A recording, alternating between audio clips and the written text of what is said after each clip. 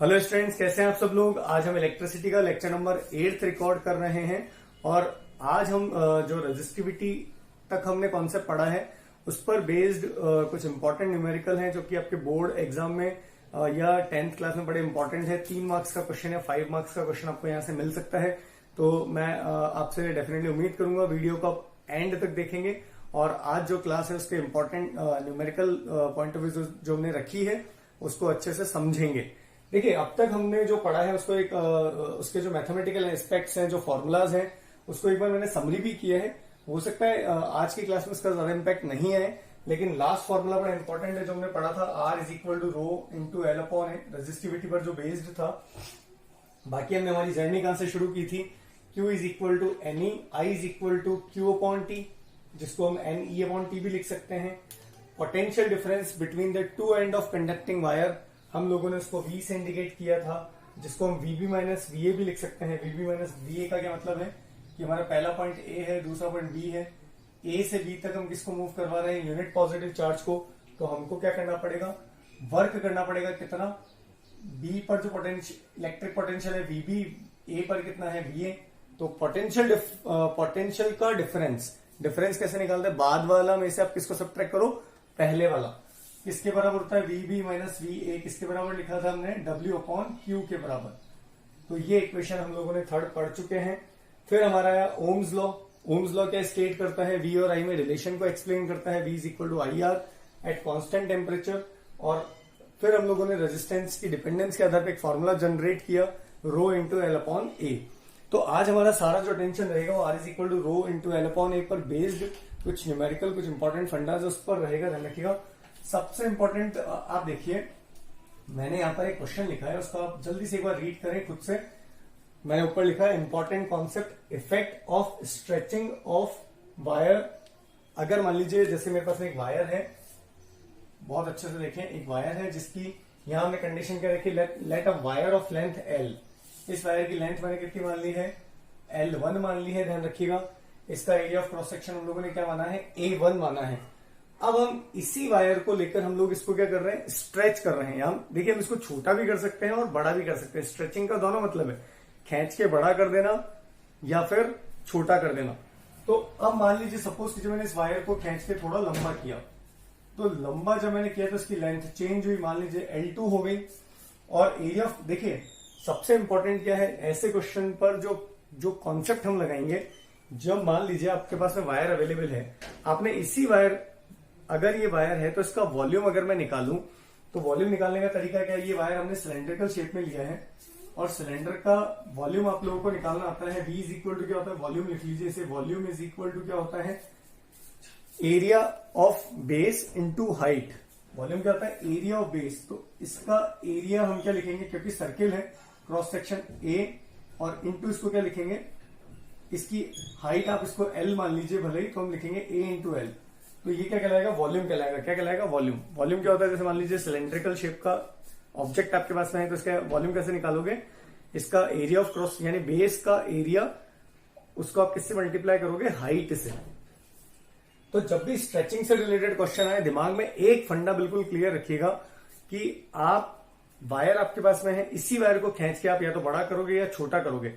तो जब वो बड़ा हो जाएगा खींचने के बाद, और जब हम लोगों ने उसको स्ट्रेच नहीं किया था, तो खींचने से पहले उसका वॉल्यूम और खींचने के बाद उसका वॉल्यूम क्या रहेगा, सेम, क्योंकि वही की वही चीज है।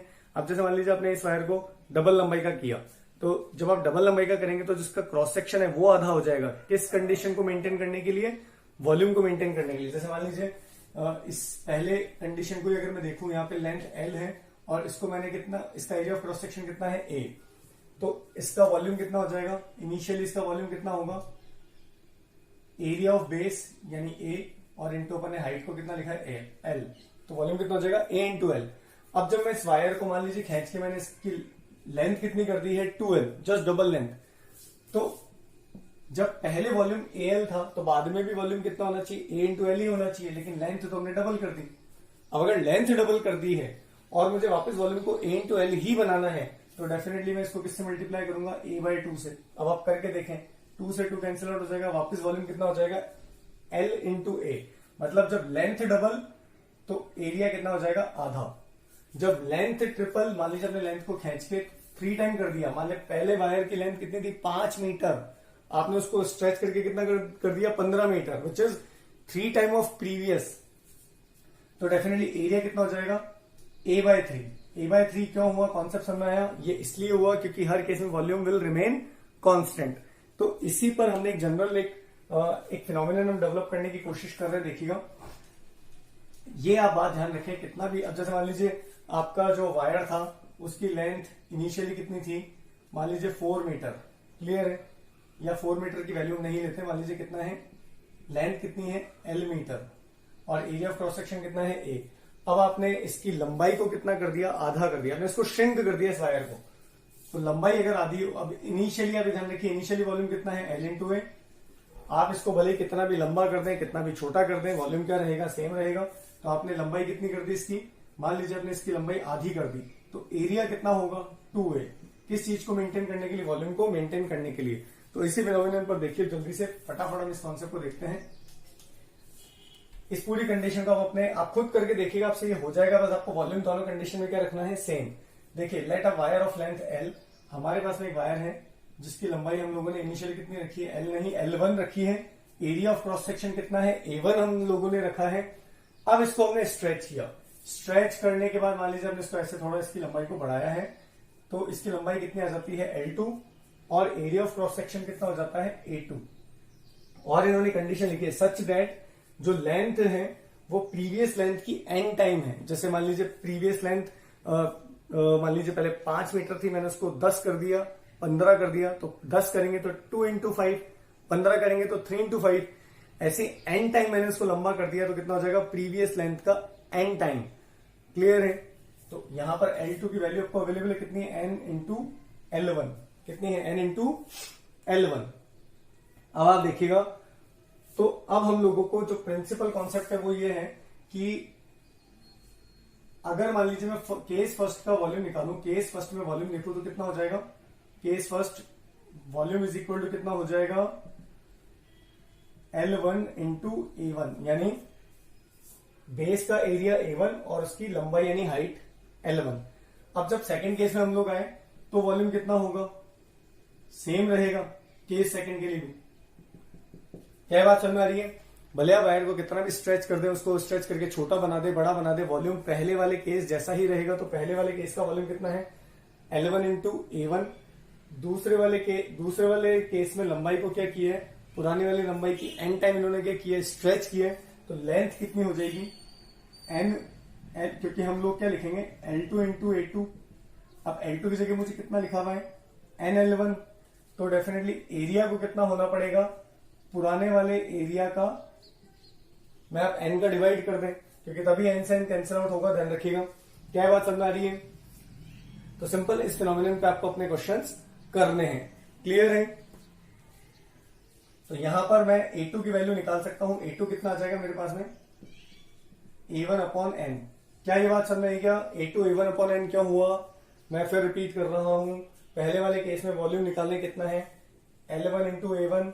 दूसरे वाले केस में आपको लंबाई कितनी दी हुई है, nL1, तो और एरिया कितना है A2। तो आप इस A2 को निकाल सकते हैं। कैसे निकाल सकते हैं कि अगर लेंथ nL1 है तो पुराना वाला वॉल्यूम मेंटेन करने के लिए, जो कि क्या था L1 × A1, A2 को कितना होना पड़ेगा, पुराने वाले एरिया ऑफ क्रॉस सेक्शन में आपको n का डिवाइड देना पड़ेगा, ध्यान रखिएगा।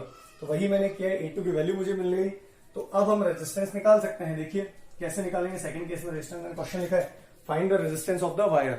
कैसे निकालेंगे, देखिए पहले वाले केस में रेजिस्टेंस कितना होगा, R1 = क्या फॉर्मूला है रेजिस्टेंस का, R = रो × L/A। तो मान लीजिए कॉपर का बना हुआ है, तो ये रेजिस्टिविटी कितनी हो जाएगी, रो। और जब सेकंड केस में स्ट्रेच करेंगे तो भी रेजिस्टिविटी कितनी होगी, रो ही होगी, इसमें कोई दिक्कत नहीं है।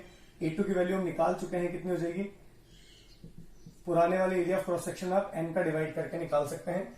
तो पहले वाले केस का रेजिस्टेंस हमने मान लिया R1, दूसरे वाले केस का रेजिस्टेंस हम मान लेते हैं R2। पहले वाले का रेजिस्टेंस के लिए क्या लिखेंगे, रो × L1/A1, ये इक्वेशन नंबर फर्स्ट। सिमिलर में आप R2 की वैल्यू निकाल लें, R2 कितना हो जाएगा, सब आपको रो तो फिक्स रहेगा, L कितना हो जाएगा nL1/एरिया ऑफ क्रॉस सेक्शन की जगह कितना रखेंगे, A1/n। यहां तक आपको कॉन्सेप्ट समझ में आ रहा होगा डेफिनेटली। इसको दें इक्वेशन नंबर सेकंड। अब R2 की वैल्यू चेक करें कितना हो जाएगा।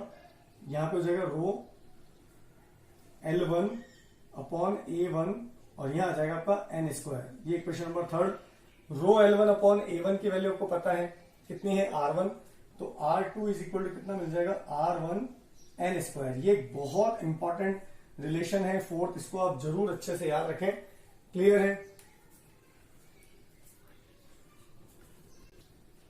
तो ठीक है, हम लोग क्या देख चुके हैं, जब भी स्ट्रेचिंग प्रॉब्लम आएंगी तो आपको सिर्फ ये देखना है कि जो कंडक्टिंग वायर का जो लेंथ है, मान लीजिए हमने पुरानी वाली लेंथ का n टाइम किया है, तो नया रेजिस्टेंस कितना हो जाएगा। ये इंपॉर्टेंट एक्सप्रेशन है, R2 is equal to n square R1।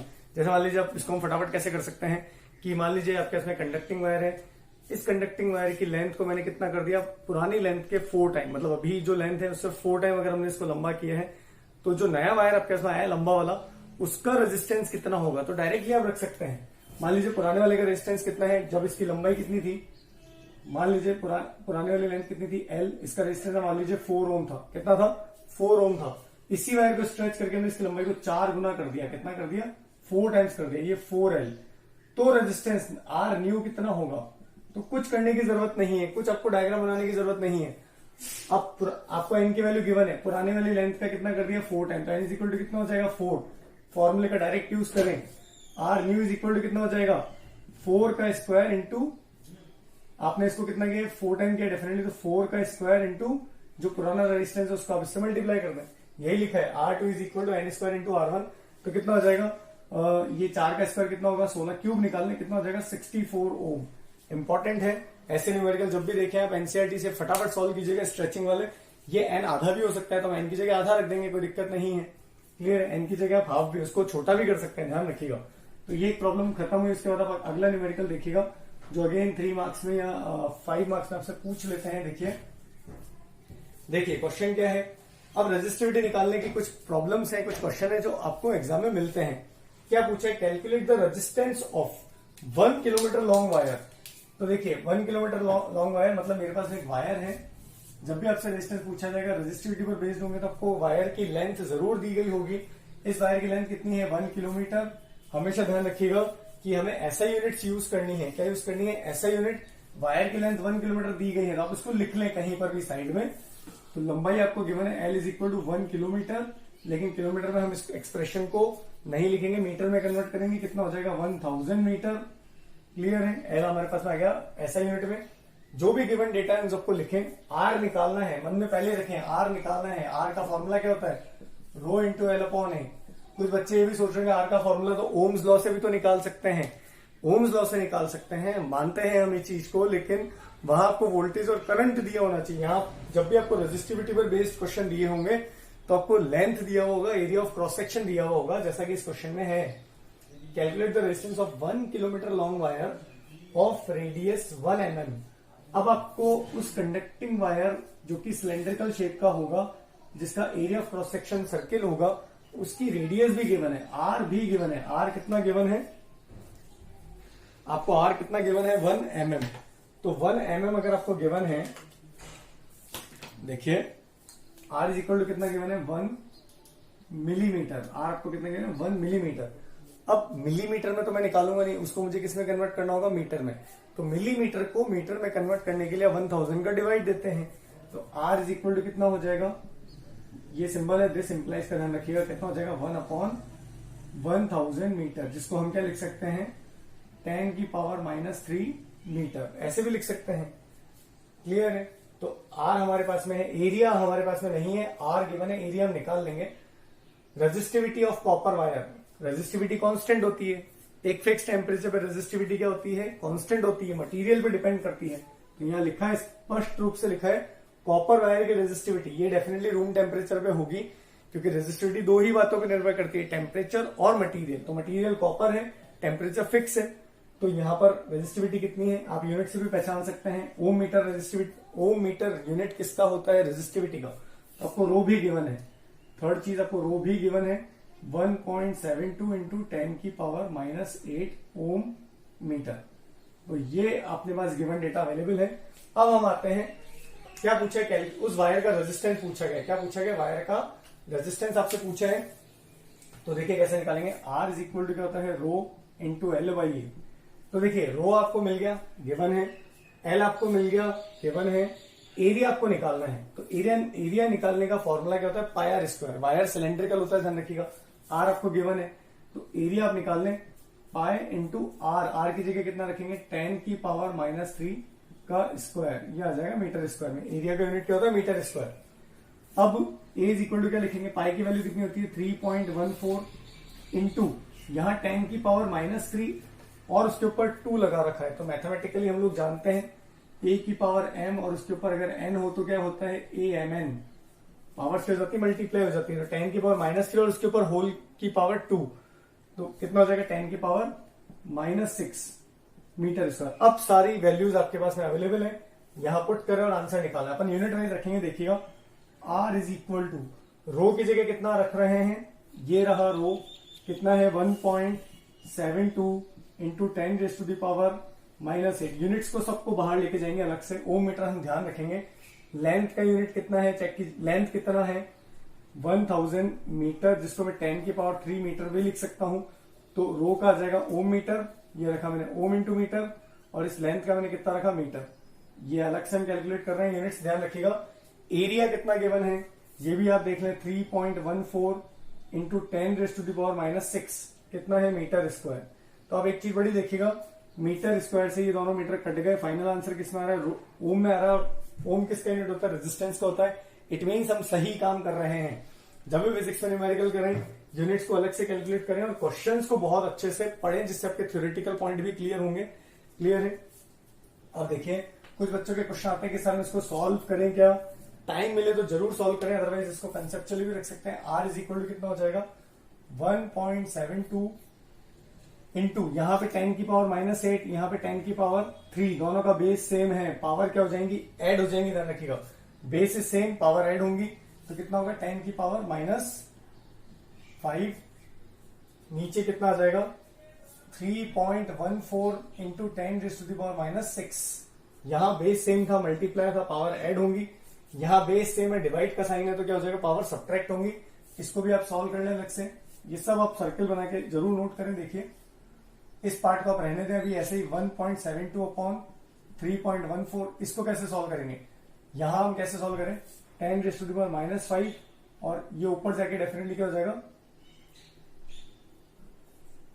कितना हो जाएगा, प्लस हो जाएगा। ध्यान रखिएगा कितना हो जाएगा, 6, और ये हमारे पास हो जाएगा 10, ओनली 10। कितना बचेगा, 10। तो हमारे पास में कितना आ गया, 10। तो 1.72 इंटू 10 को मैं लिख सकता हूँ 17.2, क्योंकि ये इधर जाएगा तो एक अपना जो पॉइंट है उधर शिफ्ट हो जाएगा। ध्यान रखिएगा, अपॉन 3.14। तो अब यहाँ पे नीचे 3.14 है, ऊपर 17.2 है। तो पूरा भी कैलकुलेट अगर आपके इसमें टाइम हो तो डेफिनेटली करें। अप्रोक्सीमेट अगर वैल्यू निकाल रहा हूं तो मैं यहाँ अप्रोक्सीमेट का सिंबल लगाऊंगा। ध्यान रखिएगा, ऊपर 17 मान सकता है 17.2 को, नीचे 3.14 को 3 मान सकते हैं। तो 17 में अगर 3 का डिवाइड देंगे तो लगभग 5 वो मेरा आंसर आएगा। ध्यान रखिएगा, तो ये इसका सोल्यूशन है। ध्यान रखिएगा, अगला न्यूमेरिकल लेते हैं। देखिए तो देखिए इस न्यूमेरिकल के अंदर हमको क्या दिया हुआ है, what should be the length of a nichrome wire of resistance 4.5 ohm if the length of a similar wire is 60 centimetre and resistance कितना है आपको 2.5 सेंटीमीटर, 2.5 ओम। तो आप एक चीज देखिएगा, आप दो अलग अलग वायर बनाए, क्लियर है, दो वायर बनाए।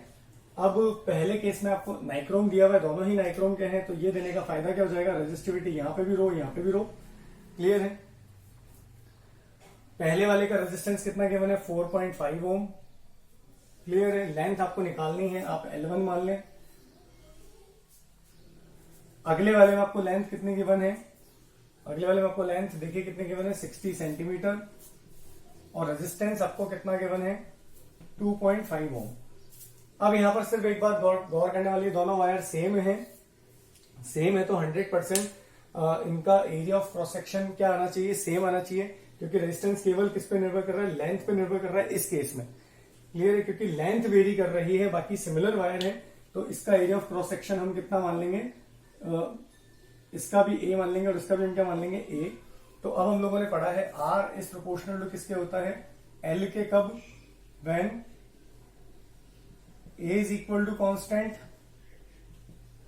रो is equal to constant. Clear है? तो इस केस में आर किसके प्रोपोर्शनल हो जाएगा? एल के। तो हम क्या लिख सकते हैं? R is proportional to L. इसका मतलब क्या हो जाएगा? हम लिख सकते हैं R1 upon R2 is equal to L1 upon L2। जब भी ऐसा रिलेशन आए तो ये इक्वेशन हम लिख सकते हैं। क्लियर है? तो पहला R1 कितना आपको गिवन है? फर्स्ट में आप देखिए R1 कितना है? 4.5। L आपको नहीं गिवन है, आपको L निकालना है। सॉरी, R2 आपको कितना गिवन है? 2.5 इज इक्वल टू L1 आपको फाइंड आउट करना है, और दूसरा L आपको गिवन है कितना है? 60 सेंटीमीटर। तो अब इसको सॉल्व कीजिए। L1 इज इक्वल टू कितना आ जाएगा? ये यहां से डेसिमल आउट हो जाएगा। 45 अपॉन 25 इंटू 65 से इसको देखिए आप ये अपना हो जाएगा, कितना हो जाएगा? 12 टाइम्स, ये 9 टाइम्स। तो L1 इज इक्वल टू कितना आ जाएगा? 108 सेंटीमीटर। तो आज के लिए हमारी क्लास, हमारे कॉन्सेप्ट्स काफी हैं, इनको आप प्रैक्टिस कीजिएगा न्यूमेरिकल्स को और एनसीईआरटी से क्वेश्चन सॉल्व कीजिएगा।